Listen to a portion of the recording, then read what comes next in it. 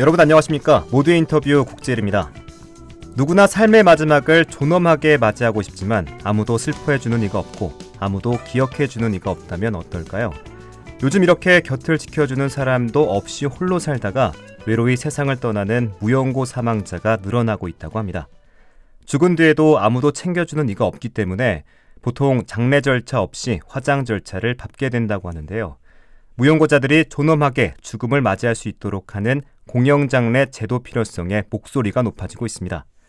그들의 삶은 고독했을지라도 죽음마저는 고독하게 떠나보내지 않도록 하는 첫걸음이라고 할 수 있을 것 같은데요. 무연고자의 쓸쓸한 마지막을 함께 걷는 단체, 부산 반빈곤센터 최고은 대표 모셨습니다. 함께 얘기 나눠보도록 하죠. 대표님 안녕하세요. 네, 안녕하세요. 네, 먼저 부산 반빈곤센터는 어떤 단체인지 소개해 주시죠. 네, 저희 단체는 2010년에 설립이 됐고 회원들의 회비로 운영하고 있는 비영리 단체입니다. 저희 단체의 설립 목적은 빈곤층들의 권익 옹호를 위해서 이렇게 만들어졌다고 볼 수 있고, 이제 빈곤의 문제가 사실 뭐 특별한 어떤 사람들만의 문제가 아니게 됐잖아요. 그럼요. 네. 그래서 이제 기본적인 생활을 할 수 있는 권리를 위해서 이제 활동을 하고 있습니다. 주로 어떤 활동을 하는지도 소개해 주신다면 어떻게 할 수 있을까요? 네, 저희 2010년부터 꾸준히 기초생활보장제도 개정 운동을 해왔고요. 예를 들어서 뭐 억울하게 수급에서 탈락하신 분들 또는 복지 사각지대의 노인분들, 이런 분들을 만나서 상담하고 교육하고 지원하는 그런 활동들을 해왔습니다. 본격적으로 좀 내용으로 들어가고 싶은데 무연고 사망자 어떻게 정의할 수 있을까요? 네, 무연고 사망자는 좁게는 아무런 연고가 없는 분들을 말합니다. 네. 장사 등에 관한 법률 제2조 16호에 연고자에 관한 정의가 나와 있는데요. 네. 그 중에서도 배우자, 자녀, 부모, 직계 비속, 직계 존속, 형제, 자매, 요렇게 이제 우선순위로 그 명시가 돼 있습니다. 네. 그래서 이런 연고자가 없는 경우를 말하는 것입니다. 그리고 사실상의 무연고자라고 있는데요. 네. 연고자가 있지만 연락이 닿지 않거나 아니면 가족관계가 해체가 되어서 이분이 이제 사망하셨을 때 시신인수를 거부하거나 포기하는 경우들도 있습니다. 그러면 이제 2주간의 공고기간을 통해서 아무도 이제 주관하실 분이 없다라고 하면 네. 사실상의 무연고 사망자, 이렇게 행정에서 인정하는 무연고자가 되는 것입니다. 그럼 무연고자 자체가 다양한 형태로 존재하겠네요. 네네, 그렇습니다. 현재 무연고 사망자는 어느 정도 됩니까? 전국적으로 보면 이제 2014년에 약 1,300명 1,300명. 정도였다라고 하는데요. 네. 보도에 따르면 무연고 사망자는 매해 200명에서 300명 선으로 꾸준히 증가를 하고 있는 증가하고 있다. 네, 현실이고요. 네. 2020년 통계로는 2,880명이었습니다. 그래서 이제 6년 사이에 2배 이상 증가했다, 이렇게 보실 수가 있겠고요. 네. 부산만 따지면 2020년 기준으로 367명이었습니다. 네. 역시나 매해 늘고 있는 추세고요. 그리고 이제 앞서 말씀드린 것처럼 가족이 있지만 네. 시신 인수를 거부하거나 기피하거나 포기해서 무연고자가 되는 경우가 이 중에서 70% 정도라고 합니다. 자, 그 가족이 있지만 무연고자가 되는 경우는 어떤 경우이기 때문에 이렇게 무연고자가 되는 사례가 되는 걸까요? 왜 가족이 있는데 왜 포기하는 거죠? 네, 뭐 한 가지 예를 들자면 IMF 경제 위기 때 뭐 사업이 도산하거나 아니면 실직을 하게 된 이후에 네. 재취업이 어려워지시면서 가족이 이제 뿔뿔이 흩어지고 가족 관계가 사실상 이제 해체된 경우, 또는 뭐 이혼해서 혼자 사시는 뭐 중장년층들 같은 경우에 오랫동안 가족 관계가 해체되어 있었기 때문에 네. 다시 연락을 하더라도 장례를 이제 주관할 수 없는, 가족 기능이 상실된 그런 경우들이 다수 있습니다.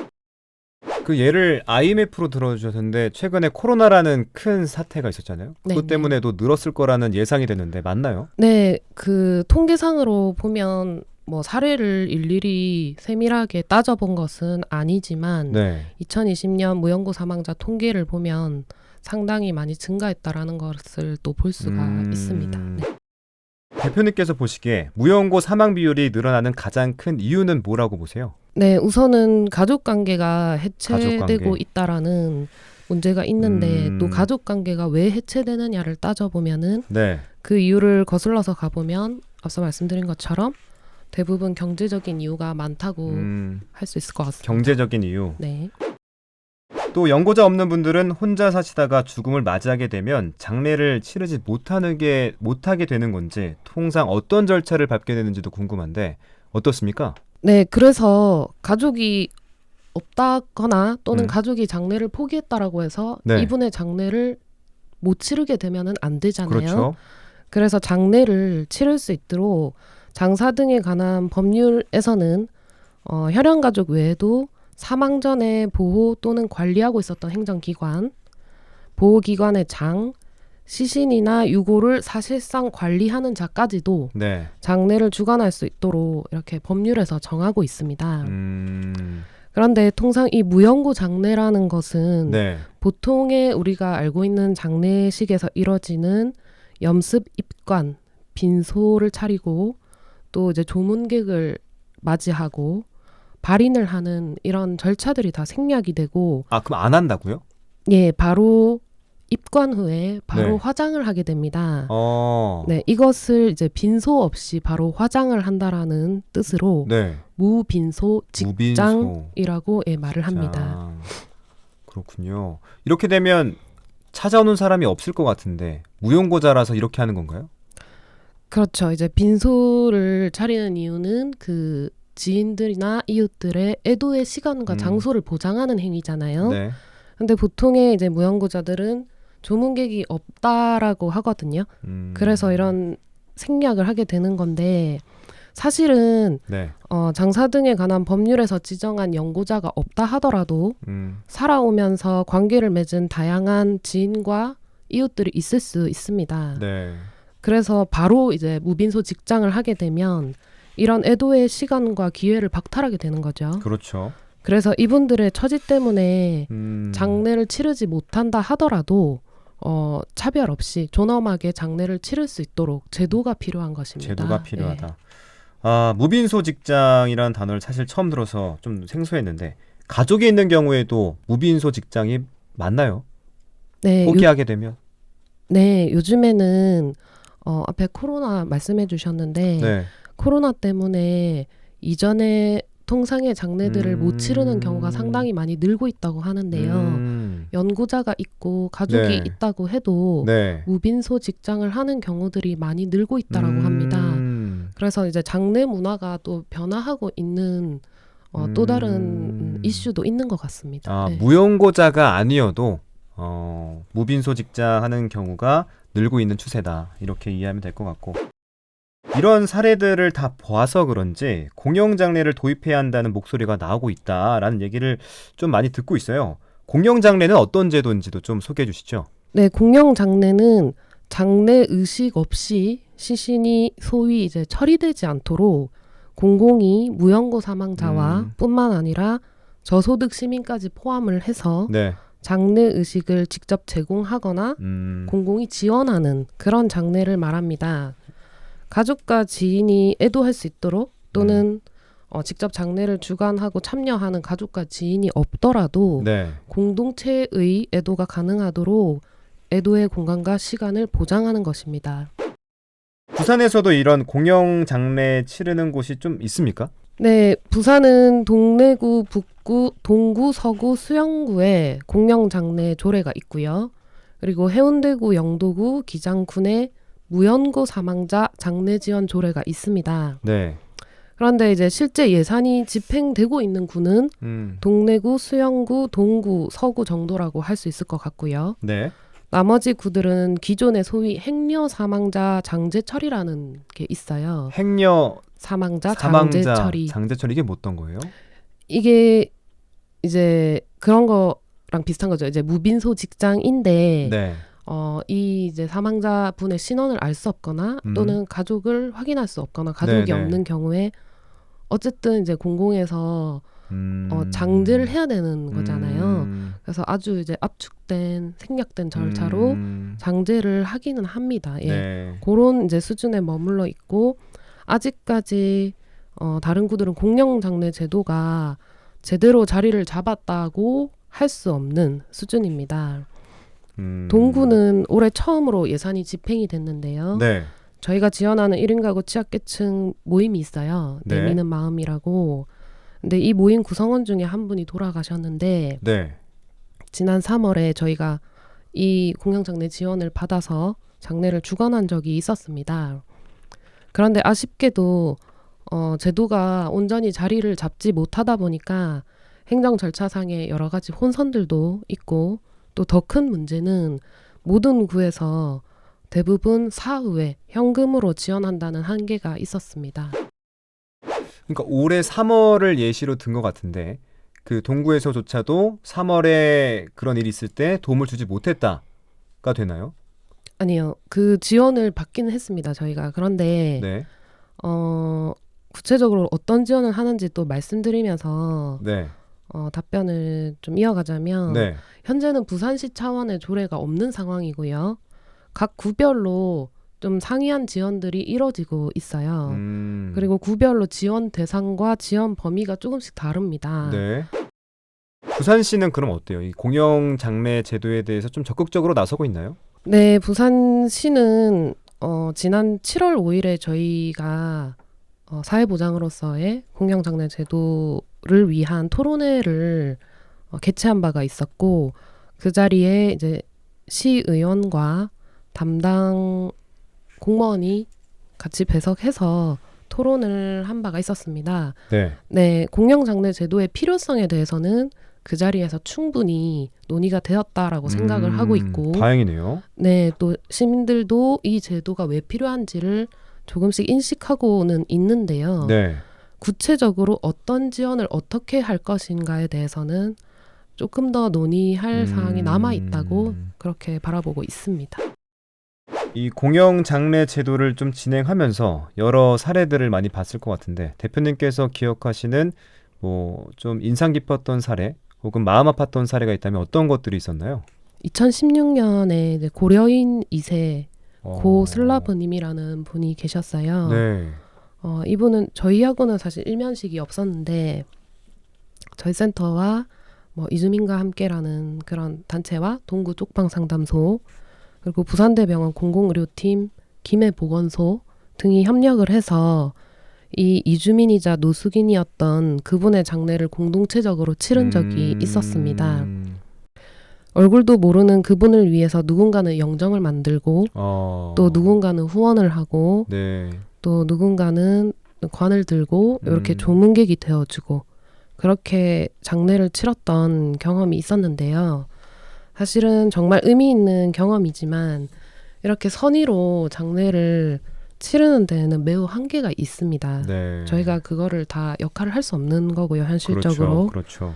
그래서 그 사례 이후에 공공이 보장하는 공영 장례가 필요하다라는 것을 저희가 함께 공감을 하게 됐고 네. 이후에 뭐 간담회나 토론회 등을 계속 이어왔어요. 네, 오늘 모두 인터뷰에서는 부산 반빈곤센터 최고원 대표와 공영장례 문화에 대해서 얘기하고 있는데 계속해서 얘기 나눠보죠. 그렇다면 전국 지자체 중에서는 공영장례를 도입한 곳이 어느 정도 되나요? 네, 2021년 6월 기준으로 봤을 때 총 52개 지자체에서 52개 지자체에서 조례를 시행하고 있는데요. 아, 네. 이 중에서 광역자치단체 조례가 있는 경우는 서울, 경기도, 전남, 충남, 인천광역시, 제주, 세종 이렇게 총 7군데가 있습니다. 7군데. 나머지는 이제 부산처럼 각 구군 차원의 조례가 있는 것입니다. 아, 그러면 나머지는 그 구군 차원에서만 있고 전체적인 차원에서는 아직 없다 이렇게 이해하면 될까요? 네, 기초지자체 차원의 조례는 많이 있는 상황인데 네. 광역자치단체 조례는 현재 7개에서 있습니다. 네. 부산을 예로 들면 부산시청에서 관할하거나 부산시청 안에서 재정적으로 도움이 되는 거는 없다. 네, 라고 이해하면 될까요? 현재는 없습니다. 네. 없습니다. 아하. 그렇다면 만약에 부산시에서 이 방송을 듣고 시민이 전화를 어디다 가면 되나요?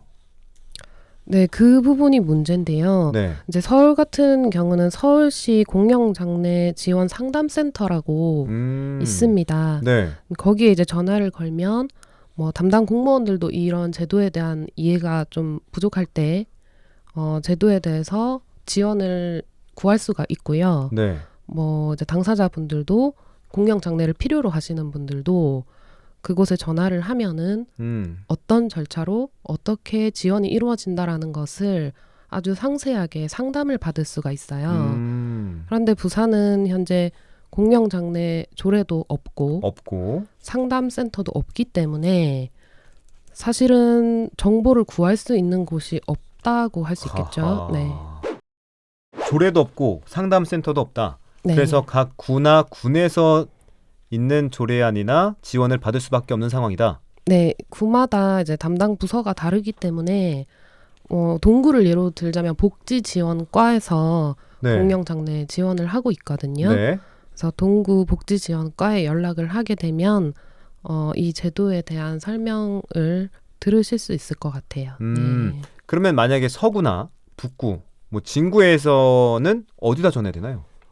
과가 어떻게 정해져 있나요? 네, 그 과 이름이 구마다 조금씩 다르고 또 담당 구마다 부서가 달라요? 다릅니다. 부서도 네, 다르고? 네, 그래서 그 편지를 보시고 무연고 사망자 장례 지원 또는 공영 장례 지원을 담당하는 부서로 연락하시면 될 것 같습니다. 그러니까 서울에는 네, 다 센터가 있어서 그곳에 전화하면 다 자세히 알려줄 수 있는데 네, 부산에는 부산시에 없기 때문에 각 구에 전화해야 되고 그 구에 어느 부서에 담당이 돼 있는지도 확인해서 전화해야 된다는 그런 얘기인가요? 네, 맞습니다.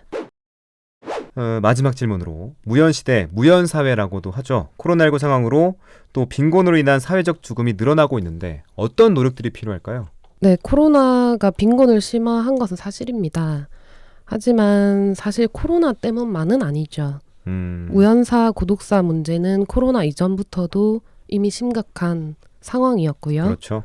이런 심화된 자본주의 사회에서 일어날 수 있는 현상인데 산재나 질병 사고 이런 사회적인 위험으로부터 누구나 실업과 빈곤에 처해질 수 있습니다. 네. 그래서 재취업을 하지 못하고 경제적으로 어려워지면 관계가 해체되기가 쉽고 계속 그런 상태가 오랫동안 지속되면 사회적으로 고립된 생활을 할 위험도 더 커집니다. 네.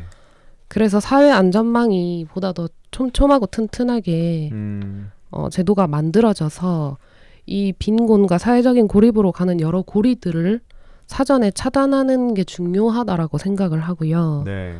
또 이제 저희 같은 민간 차원에서는 관계의 빈곤 이런 얘기를 하거든요. 관계의 빈곤을 해소하기 위해서 여러 가지 노력들을 하고 있는데 예를 들면 1인 가구 취약계층들이 서로를 이제 챙기고 돌봄을 할 수 있는 그런 관계망들이 중요하다라고 생각을 하고 있습니다. 네. 그래서 이런 부분에도 많은 관심과 지원이 필요하다고 생각을 하고요. 네. 그래서 빈곤이 보이지 않는 어떤 사람들만의 문제가 아니고 곧 자신의 문제가 될 수 있다라는 그런 인식을 가지면 좋겠고요. 지금 이제 사회 구성원 전체의 존엄성이 보장되는 게 너무나도 중요한 이유가 언젠가 자신이 빈곤에 처했을 때도 권리를 보장받을 수 있다는 거죠. 이렇게 사회 안전망을 튼튼하게 마련해 놓으면 결국은 본인에게도 그게 다 돌아온다라는 생각을 하고 있습니다. 네.